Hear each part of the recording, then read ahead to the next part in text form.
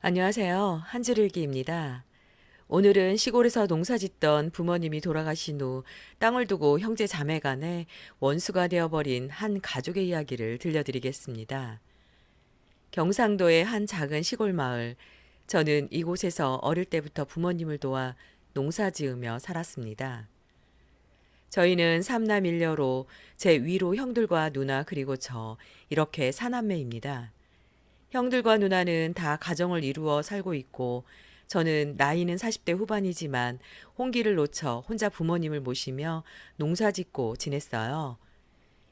그러던 어느 날 아버지가 화장실에서 나오다 넘어져 쓰러지셨고 심근경색으로 갑자기 세상을 떠나셨습니다. 어머니께서는 그 충격으로 실신하셨고 저도 정신이 없었죠. 정신없는 와중에 장례를 치르고 사모제가 끝나고 며칠 후 큰형님이 집에 찾아왔어요. 의논할 게 있다며 작은 형님과 누나도 불렀다면서 저녁에 다 모이기로 했다고 말하더군요. 저는 재산 얘기겠구나 짐작했죠. 아버지는 논 3,000평과 밭 2,000평, 그리고 살고 있는 낡은 기와집 한 채를 남겼습니다. 부모님과 저는 한 해 농사 지은 걸 팔아서 생활하는 그리 넉넉지 않은 살림살이였어요. 큰형님은 서울에서 작은 철물점을 운영하고 있었고 작은 형님은 지방에서 택시회사에 다니고 있었습니다. 바로 위 누나는 같은 면 소재지에서 작은 슈퍼를 운영하고 있었고요. 농사일은 연세가 있으신 아버지를 대신해 제가 거의 도맡아 했고 형들과 누나는 명절이나 부모님 생신 때 찾아왔죠. 큰형님은 형편이 그리 좋지 않았지만 그래도 가끔 부모님께 용돈을 드렸고 작은 형님은 술을 좋아해서 늘 돈이 모자랐어요. 누나는 친정과 가까우니 자주 들렀습니다. 형제간의 사이는 그리 나쁘지 않았어요. 그 일이 있기 전까지는 말이죠. 그날 저녁 사남매가 한자리에 다 모여 앉았습니다. 어머니도 함께였죠. 저녁 식사 후 큰형님이 먼저 말을 꺼냈습니다. 땅 문제를 이제 정리해야 하지 않겠냐고요. 아버지가 유언장을 남기지 않으셨으니 법대로 나누자고 하더군요. 어머니가 절반, 자식들이 나머지 절반을 균등하게 나누는 게 맞다고 주장했습니다. 저는 순간 당황했지만 이미 생각하고 있던 일이라 제 생각을 말했어요. 계속 여기서 어머니를 모시고 농사 지을 건데 땅을 나누면 어머니와 난 어떻게 사냐고 물었습니다. 논밭을 쪼개서 나누면 농사 짓기도 어렵다고요. 그러자 작은 형님이 끼어들었습니다. 그건 너의 문제고 법적으로는 똑같이 나눠야 맞다고 하면서 자신도 생활이 어려우니 상속받을 몫은 반드시 받아야 한다고 주장했습니다. 누나는 조용히 듣고만 있었어요. 하지만 형님들의 주장을 누나도 동의하는 느낌이었죠. 어머니는 아무 말씀도 없으셨어요. 자식들이 땅 이야기를 하는 게 좋을 리가 없으셨겠죠. 남편 장례를 치른 지 겨우 한 달 정도밖에 안 됐는데 벌써 재산 얘기를 하다니요. 그때 큰형님이 자기 사정을 털어놨습니다. 철물점 장사가 안 돼서 빚이 있다고 했어요. 대형 마트들이 생기면서 동네 철물점은 손님이 줄었다는 겁니다. 은행 대출 이자도 못 갚을 지경이라며 땅을 팔아서 빚을 갚아야겠다고요. 작은 형님도 마찬가지였습니다. 택시 일도 요즘 힘들다고 하더군요. 카카오 택시, 우버 같은 게 생기면서 수입이 줄었다고요. 나이도 들어가는데 언제까지 택시를 몰 수 있겠냐며 자기 몫의 땅을 받아서 살고 싶다고 했습니다. 가만히 있던 누나 역시 슈퍼 운영도 빠듯하다고 요즘은 다들 대형마트나 온라인으로 장을 보니까 동네 슈퍼는 장사가 안 된다는 겁니다. 남편도 일이 불안정해서 수입이 일정치 않다고요. 저는 답답했습니다. 형들과 누나는 다 나가서 자기 생활을 했는데 저만 여기 남아서 부모님 모시며 농사 지었고 이제 와서 땅을 팔라고 하면 앞으로 어머니와 나는 뭘 해서 먹고 사냐고 한 번 더 따져 물었습니다. 땅도 집도 팔 수 없다고 말했어요. 그 말에 큰형님이 말하더군요.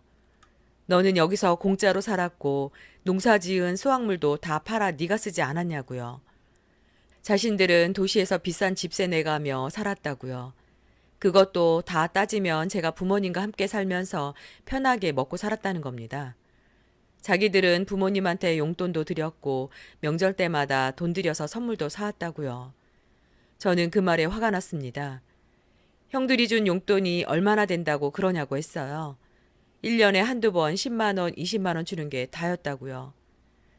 저는 매일같이 부모님 수발 들고 병원 모시고 다니고 농사일하며 열심히 살았다고 하니 두 형님들은 같이 살면서 그 정도는 당연히 해야 하는 거 아니냐고 소리를 지르더군요. 목소리가 높아졌고 서로 감정이 상했어요. 결국 그날은 결론 없이 끝났습니다. 저는 어머니와 둘이 남았어요. 어머니는 한숨만 쉬시더군요. 자식들이 이럴 줄 몰랐다며 눈물을 흘리시면서요. 일주일 후 큰형님한테서 전화가 왔습니다. 변호사와 상담했는데 법적으로 사남매가 똑같이 나눠야 한다고 하더라고요. 어머니가 절반, 나머지를 넷이서 나누는 거라고 재차 강조했습니다. 땅을 다 합치면 시가로 약 5억 정도 된다고 하더군요. 어머니가 2억 5천, 자식들이 각각 6,250만 원씩 받는 게 맞다는 겁니다. 저는 받아들일 수 없었어요. 땅을 쪼개서 파는 순간 저는 더 이상 농사를 지을 수 없다고 했습니다. 이 땅은 할아버지 때부터 내려온 선조의 땅인데 그걸 팔 수는 없다고 주장했어요. 큰형님은 감상적으로 생각하지 말라고 말하더군요. 시대가 바뀌었고 이제 농사만으로는 먹고 살기 힘들다. 차라리 땅 팔아서 돈 나누고 너도 그 돈으로 다른 일을 찾아보는 게 낫겠다고 했죠. 저는 전화를 끊어버렸어요. 형과 통화하고 나니 화가 머리끝까지 났습니다. 며칠 후 작은 형님한테서도 전화가 왔어요. 형이 변호사랑 상담했다는 얘기 들었다며 빨리 정리하자고 재촉하더군요. 자신은 당장 돈이 필요하다고 했습니다. 카드값도 밀려있고 대출 이자도 못 내고 있다고요. 누나도 직접 친정을 찾아왔어요. 어머니와 이야기를 나누면서 어머니한테는 미안하지만 자기도 형편이 어렵다고 말했다더군요. 슈퍼 장사가 안 되고 아들 대학 등록금도 걱정이라고요. 자기 몫만이라도 받을 수 있으면 좋겠다고 말했고요. 어머니는 자식들이 다 어렵다는데 뭐라 말할 수가 없었대요. 하지만 저를 생각하면 마음이 아프답니다.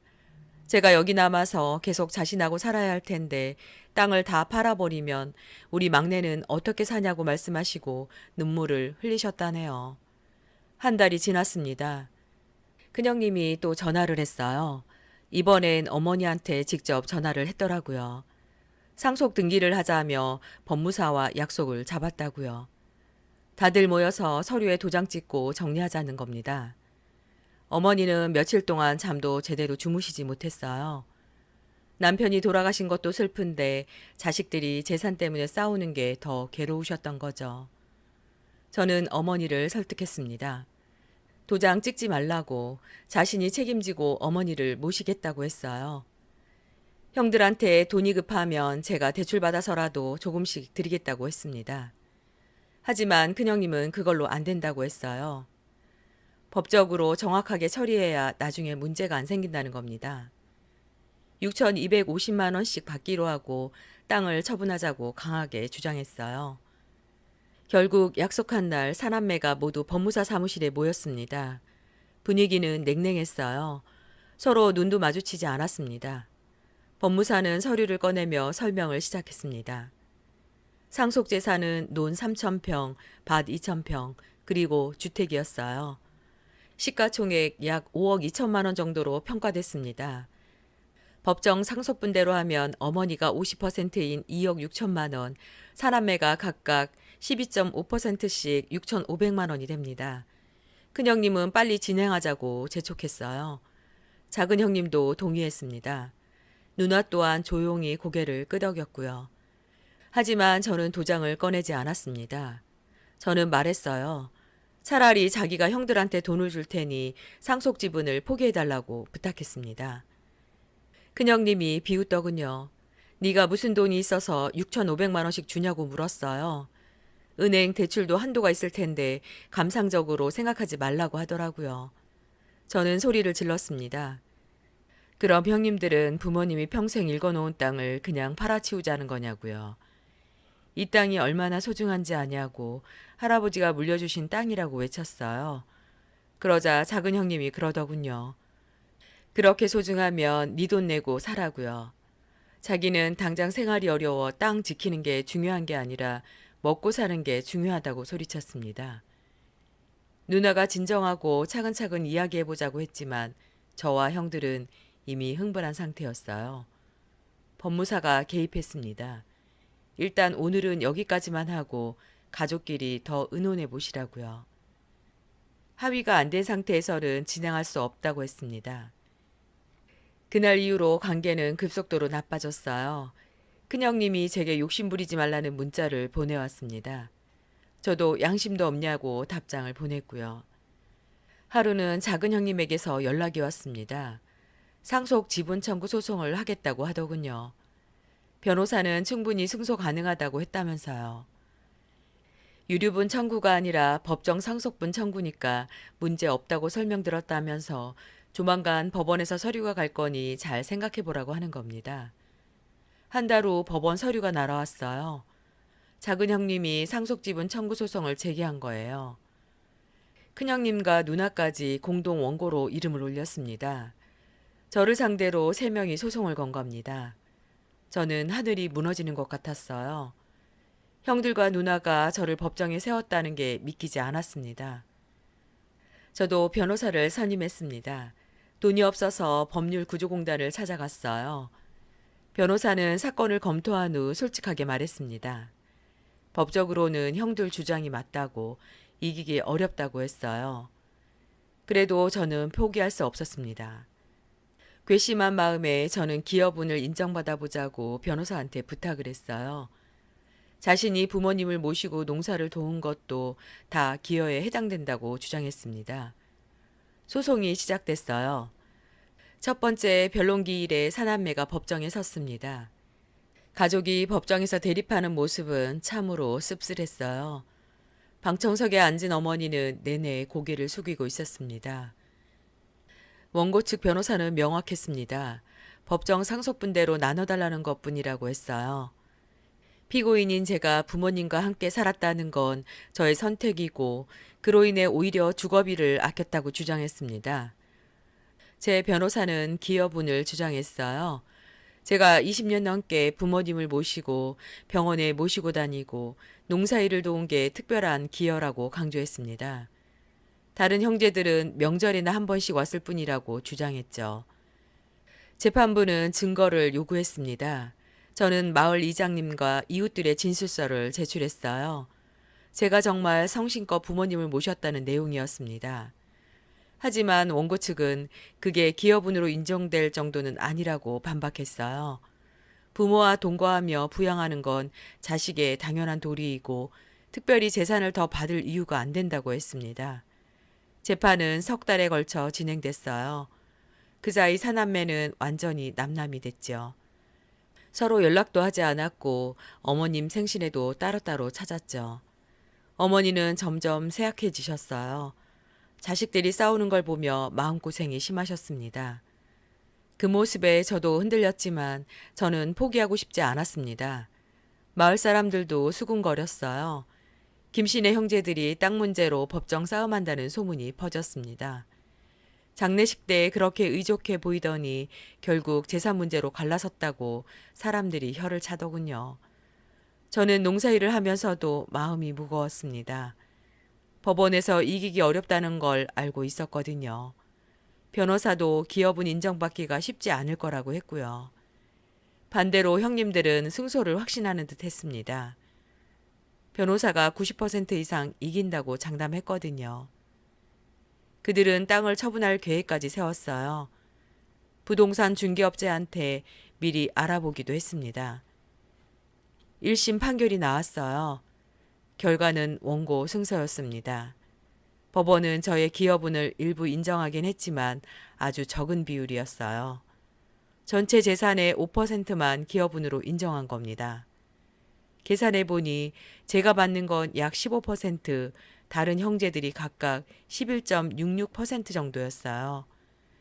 금액으로 치면 제가 7,800만 원, 다른 형제들이 6,060만 원 정도 받는 겁니다. 어머니는 여전히 50%였고요. 저는 받아들일 수 없었습니다. 돈도 돈이었지만 형님들이 너무 괘씸했어요. 항소를 결심했습니다. 형님들도 기업은 5%도 인정할 이유가 없다며 부대 항소를 했어요. 법정 상속분 그대로 나눠야 한다고 주장한 거죠. 2심 재판이 시작됐어요. 이번에는 더 치열했습니다. 양측 모두 증인과 증거를 내세웠어요. 저는 마을 이장과 보건소 간호사까지 증인으로 불렀습니다. 제가 부모님 병원 모시고 다닌 걸 증언해달라고 부탁했죠. 원고 측도 가만히 있지 않았어요. 큰형님은 자신도 명절마다 찾아왔고 용돈도 드렸다고 주장했습니다. 통장 거래 내역을 증거로 제출했어요. 실제로 1년에 몇 차례 입금한 기록이 있었습니다. 작은 형님도 자신이 택시 일하면서도 틈틈이 전화드렸다고 말했어요. 통화 기록을 뽑아서 제출했습니다.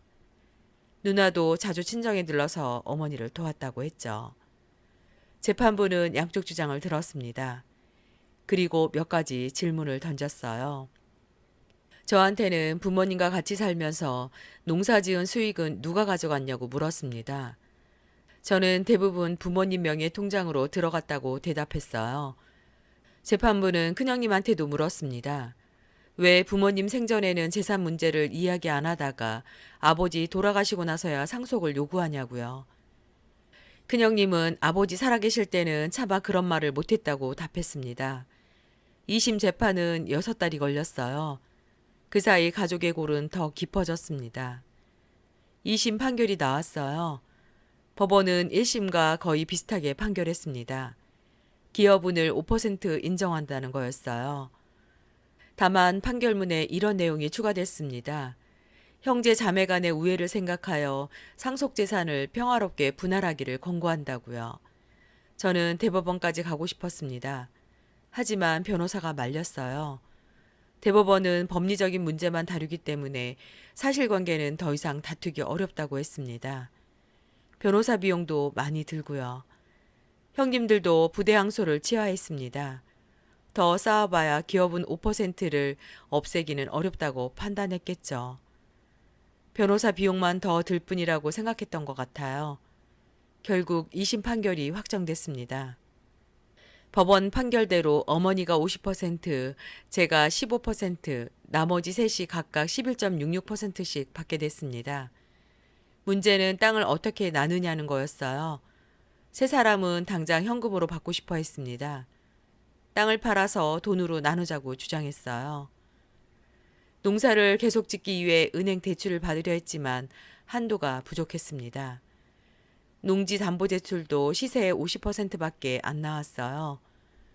결국 어쩔 수 없이 땅 일부를 매각하기로 했습니다. 논 1,500평을 팔아서 형들한테 돈을 주기로 한 겁니다. 몇 달을 기다린 끝에 겨우 매수자가 나타났어요.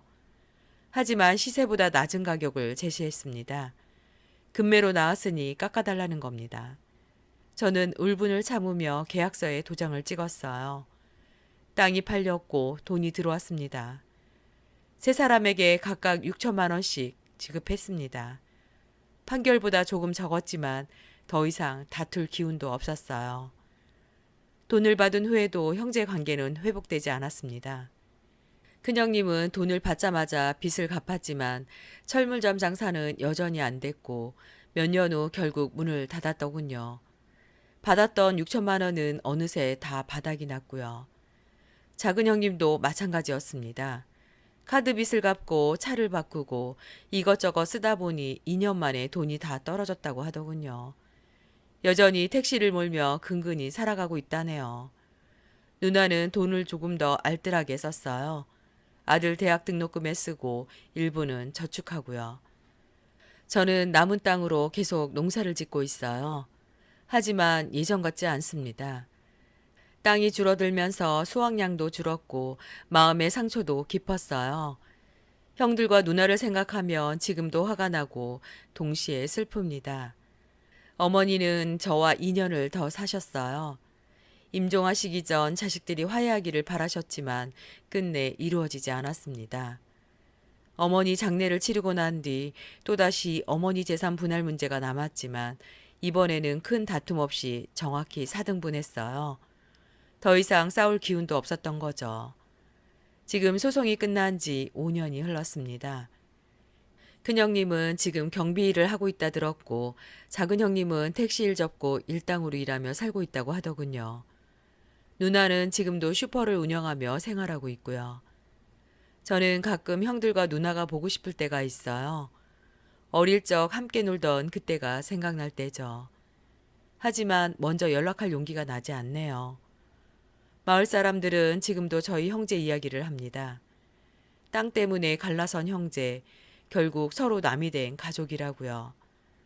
저희는 돈으로 환산할 수 없는 소중한 것을 잃어버린 거죠. 이야기는 여기까지입니다.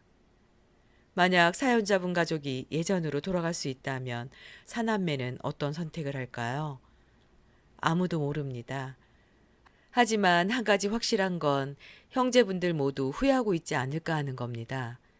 이 이야기는 우리 주변에서 흔히 볼 수 있는 일이죠. 부모님이 돌아가시고 나면 형제들이 재산 문제로 갈라서는 경우가 정말 많은 것 같아요. 꼭 큰 재산이 아니어도 땅 몇 평, 집 한 채 때문에 평생 남남이 되기도 하고요. 가족의 소중함을 다시 한번 생각해 보셨으면 하는 마음에 이 사연을 택했습니다. 사연이 마음에 닿았다면 구독과 좋아요 부탁드릴게요. 지금까지 한 줄일기였습니다. 감사합니다.